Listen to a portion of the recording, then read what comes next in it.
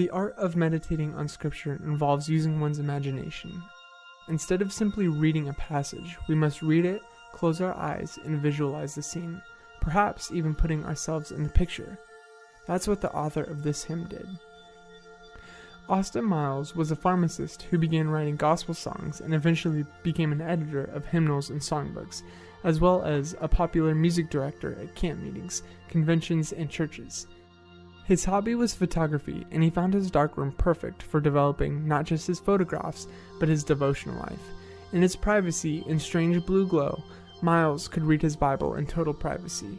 One day in March 1912, while waiting for some film to develop, he opened the Bible to his favorite chapter, John 20, the story of the first Easter. Miles later said, "As I read it that day, I seemed to be a part of the scene. My hands were resting on the Bible while I stared at the light blue wall. As the light faded, I seemed to be standing at the entrance of a garden, looking down a gently winding path shaded by olive branches. A woman in white, with head bowed, hands clasping her throat as if to choke back her sobs, walked slowly into the shadows. It was Mary. As she came to the tomb upon which she placed her hand, she bent over to look and then hurried away. John appeared, looking at the tomb. Then came Peter, who entered the tomb, followed slowly by John. As they departed, Mary reappeared, leaning her head upon her arm at the tomb. She wept. Turning herself, she saw Jesus standing. So did I. I knew it was he. She knelt before him, with arms outstretched and looking into his face, cried, 'Rabboni.' I awakened in full light, gripping my Bible, with muscles tense and nerves vibrating. Under the inspiration of this vision, I wrote quickly as the words would come. The same evening, I wrote the music."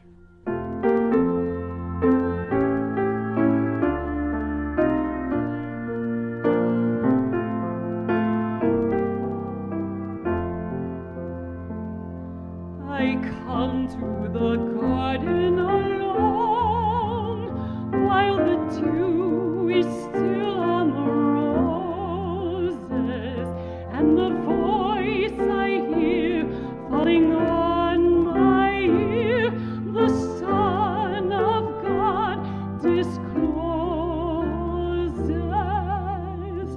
and he walks with me and he talks with me, and he tells me I am his own, and the joy we share as we tarry there, none other has ever known.